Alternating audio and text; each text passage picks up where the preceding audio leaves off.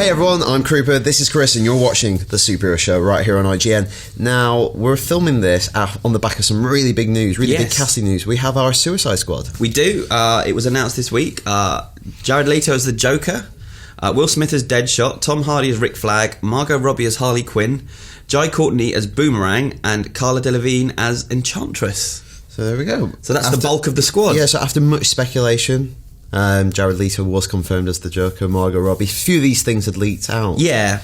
Will Smith is the kind of potential leader of the group. Yeah. That's pretty exciting. Cracking. And there's interesting, Tom Hardy's back in a DC movie, but, you know, obviously played Bane not so long ago. He loves playing anti-heroes in DC movies, because he's also got Mad Max. Oh God, Warner Brothers movies. He's got a lot, and he's also Sam Fisher in the Splinter Cell movie. He's busy boy. Yeah. But we've got lots of conversations on site talking about the Suicide Squad in particular.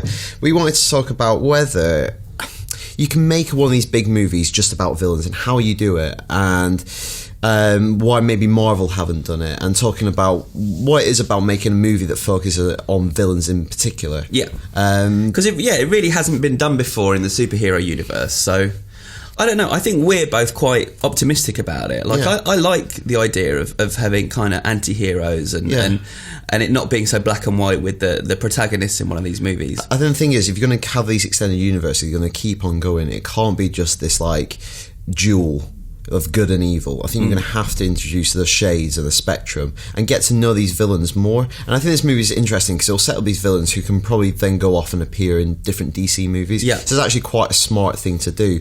But why do you think maybe someone like a Marvel hasn't announced that? We know they're slated right up into 2020, but there's no room there for a Loki spin-off movie. And I feel like he was the one character they possibly could do it with.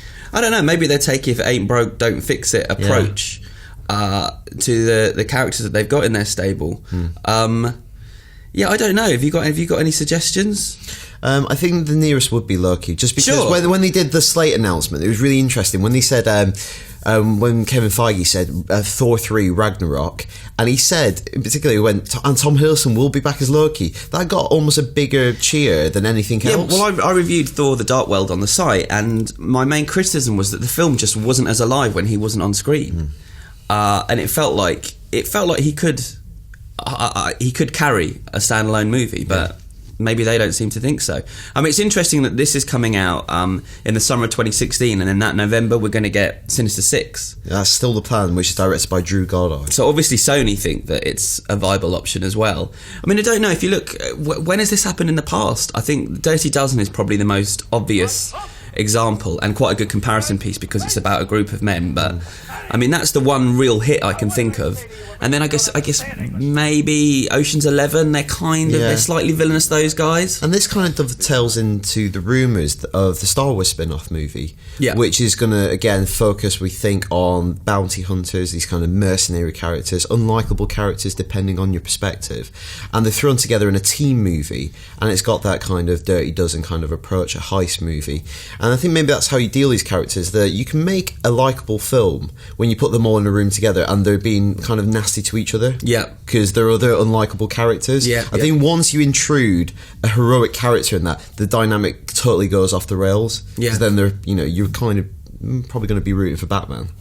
Yeah, and the fact is, a lot of the best superhero movies, you come out of talking about the villain rather than the hero. Yeah. I'm thinking of the original Batman, I'm thinking of The Dark Knight. X-Men in particular, I think. X-Men, all the X-Men movies, in fact. Thor. Because at one stage... Well, that's the great Lost Marvel movie, I think. It's the Magneto movie. Yeah. Yeah, well, Fox were developing that. I mean, I think the X-Men Origins, there was going to be a standalone Magneto movie, but then that kind of morphed into X-Men First Class. So I think there was maybe a bit of fear that plus because the Wolverine kind of bombed a bit critically, because it's almost they were establishing kind of a comic sub-imprint on the movies, doing origin movies. Yeah, and Magneto one is brilliant because I think he was actually, we ranked him as IGN's greatest comic book villain with the Joker at 2, just because Magneto isn't a villain. And it's all about perspective and what prism you perceive his actions through. Yeah, he's a great character, and I feel like if there's a great Marvel villain movie to be made, it is around Magneto, and kind of spending more time with him. Yeah, Magneto and Loki team up. Oh God, too much. But are you happy about the casting in this one? Yeah, I'm not.